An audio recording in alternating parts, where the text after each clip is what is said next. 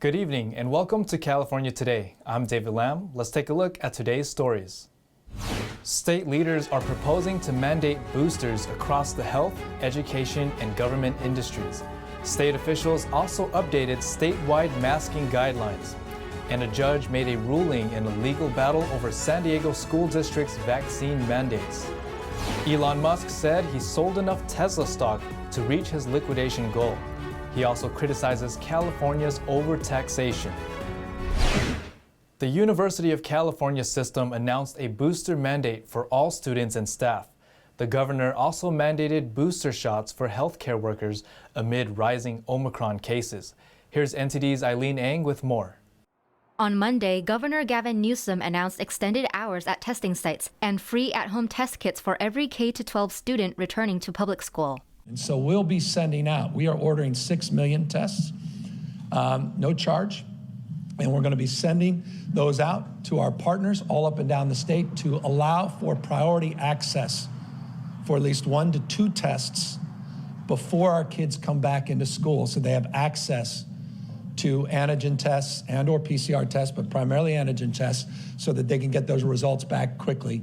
And make sure on Tuesday, Newsom announced mandatory COVID-19 booster shots for healthcare workers. The University of California mandated booster shots for all faculty, staff, and students. In a letter sent to chancellors at the 10 UC schools statewide, UC President Michael Drake asked that all eligible community members get a booster. He called for each campus to develop a plan for a January return to campus that mitigates public health impacts, including remote instruction. Campuses are to remain fully operational and should not be holding any large gatherings. In response, many UCs announced that all classes will be held remotely for at least the first week. UC Davis requires a booster or exemption submitted by the end of January. California State University also announced plans to require boosters. San Jose became the first city in the state to mandate boosters for city employees. And secondly, that access to public facilities, major gathering spaces like the SAP Arena and the Convention Center and many of our public theaters will also require proof of having received a booster shot. Residents have mixed feelings about the new mandate. Off the top of my head, I think for employees it's fine, but for visitors it seems like much. As a resident and an employee at the city, I think it is perfectly fine. I already have had my booster since October, so I think it's perfectly good, making the city safer. People need to have a choice. And so I would say no, because I'm not getting the booster. I had the COVID shots, the 2. According to the statewide vaccination data, about 70% are fully vaccinated and 42% have received a booster. Eileen Ang, NTD News, California. A San Diego judge ruled in favor of a lawsuit that sought to challenge a San Diego Unified School District's student vaccine mandate. But the school district is now seeking to appeal the case. We hear more from NTD's Cynthia Kai. The San Diego Unified School District announced Tuesday that it's seeking to appeal a court ruling in a lawsuit challenging its vaccine mandate for students. SDUSD initially planned to enroll students ages 16 and up who are not fully vaccinated for COVID-19 in independent study on January 24, 2022. However, Let Them Choose, a group of local families, filed a lawsuit back in October. On Monday, San Diego Superior Court Judge John S. Meyer ruled the school district's mandate contradicts state law. We are thrilled that the court ruled in our favor. We thought that the legal issues were very clear, and the judge agreed with us that school districts don't have authority to put forward a patchwork of different vaccine mandates. They can't contradict with state law. We are really happy with the decision, and we're glad that all students are going to be able to remain in class. The San Diego School District said in a statement that it is determined to maintain the vaccine mandate and voted unanimously to appeal. Let Them Choose says they are ready to defend their case in an appellate court. We are completely confident these legal issues were so clear, and we're absolutely confident that the appellate court will see it the same way. And again, if we prevail in the appellate court, then that will just set actual binding legal precedent statewide. Judge Meyer says implementing vaccine mandates without religious or personal belief exemptions can only be imposed by the state legislature. He also said students are required to receive some vaccinations in order to attend in-person school, but adding COVID-19 to the list is also a policy only the state can impose. Per the court ruling, SDUSD, for now, cannot enforce a student vaccine mandate. Cynthia Kai, NTD News, California. Earlier this month, California adopted a statewide mask mandate effective until January 15th. The California Department of Public Health recently updated the statewide mask guidance to reflect places of worship. The Health Department updated the guidelines on December 15th. Now, participants who are fully vaccinated are exempt from wearing a mask in places of worship, though are still strongly recommended to wear one. However, unvaccinated members are still required to wear masks. The state reintroduced a statewide mask mandate beginning December 15th as the state reports a 47% increase of COVID-19 since Thanksgiving. Priests in Orange County made the announcement to their congregations on December 19th. The CDPH was not immediately available for comment. Elon Musk recently said he sold enough Tesla stock to reach his liquidation goal. He also criticizes California's overtaxation after moving Tesla's headquarters to Texas. Here's the story and what locals have to say. Tesla and SpaceX CEO Elon Musk said he sold enough stock to hit his goal of liquidating 10% of his Tesla stake. During an interview released on December 21st with a satirical and parody website Babylon Bee, Musk said California used to be the land of opportunity.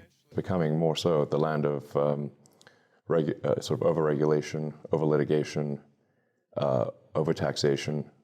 When asked whether he sold the stock because of a November Twitter poll, the entrepreneur said he needed to exercise stock options that are expiring.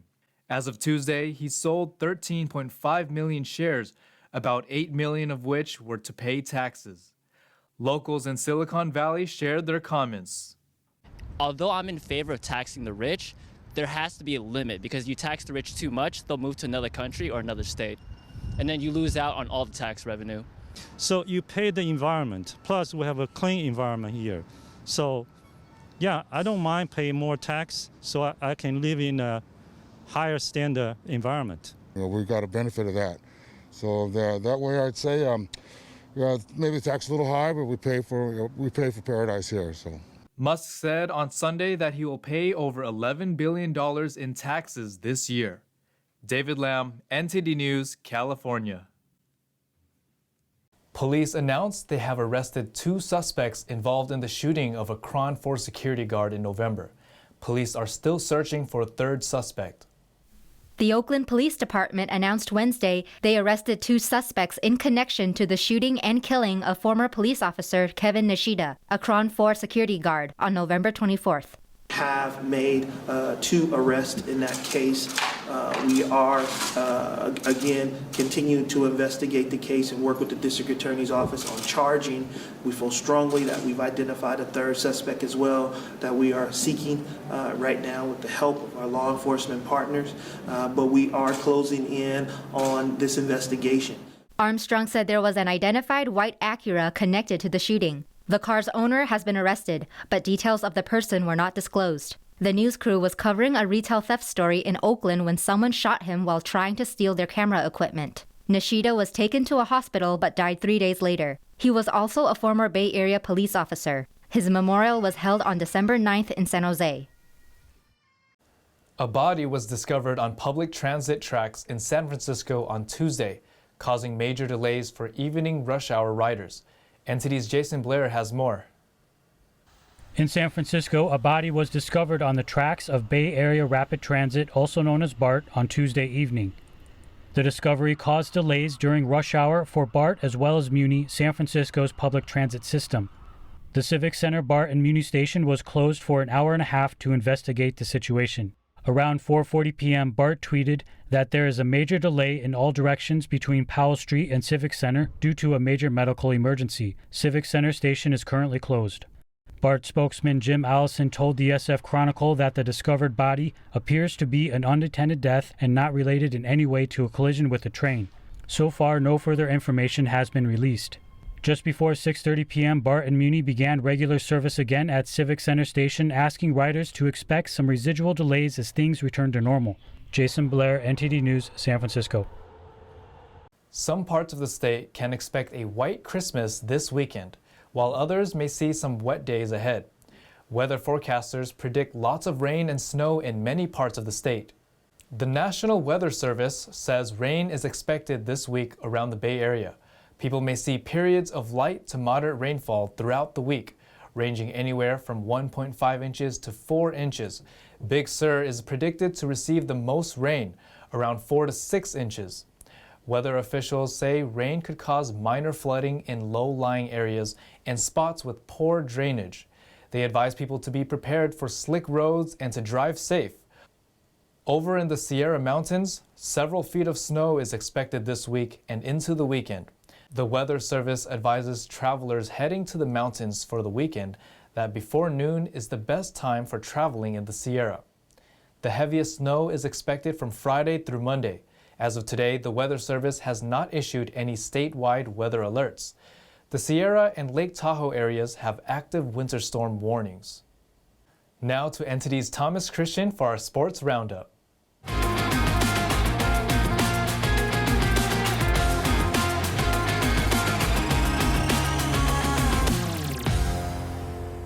I'm Thomas Christian, taking you through the California Today Sports Roundup.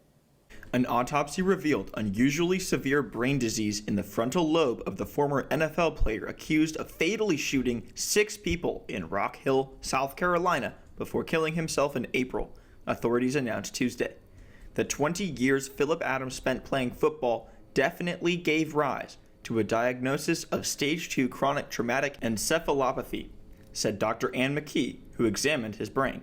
Authorities have said that on April 7th, Phillip Adams killed Rock Hill physician Robert Leslie, his wife Barbara, 2 of their grandchildren, and 2 HVAC technicians working at the Leslie home, James Lewis and Robert Shook, both 38. Police later found Adams with a self-inflicted gunshot wound to the head. The degenerative disease, known as CTE, is linked to head trauma and concussions that has been shown to cause a range of symptoms, including violent mood swings and memory loss.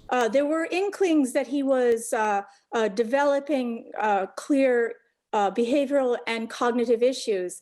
I don't think he snapped. It appeared to be a cumulative progressive impairment. He was getting increasingly paranoid. He was having increasing difficulties with his memory, and he was very likely having more and more impulsive behaviors. McKee, who directs the CTE Center at Boston University, said that of 24 NFL players diagnosed with the disease after dying in their 20s and 30s, most had stage 2, like Adams.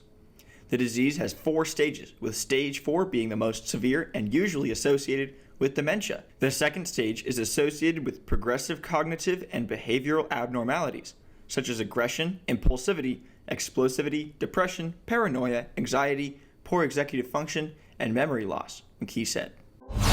The San Jose Earthquakes re-signed 26-year-old defender Paul Marie to a 1-year contract, the club announced Monday. He almost didn't make it back to the squad, as his contract option was declined a few weeks ago, but Marie and the Quakes have reached a new deal. He made 22 appearances and 9 starts for San Jose as the backup left fullback, behind Marcos Lopez. One team that just can't seem to catch a break is the Los Angeles Lakers. Currently sitting at just 7th in the Western Conference, the Lakers look to be without key contributors all throughout the holiday season. LeBron James is still dealing with an abdominal injury, but is playing through it and is currently listed as probable. Most other Lakers aren't as fortunate, with Malik Monk and Dwight Howard missing 4 straight games due to COVID-19 health and safety protocols. An additional 4 players, Austin Reeves, Talen Horton-Tucker, Avery Bradley, and Kent Bazemore, have also entered the NBA's COVID-19 protocols, and prolonged absences from all of these players seems more than likely. I'm Thomas Christian, and thanks for tuning in. And that's all for tonight. You can join us again on California Today every weekday at 8 p.m. If you have any news tips to share, feel free to let us know. We're also on Facebook and Twitter. I'm David Lamb. Have a wonderful evening.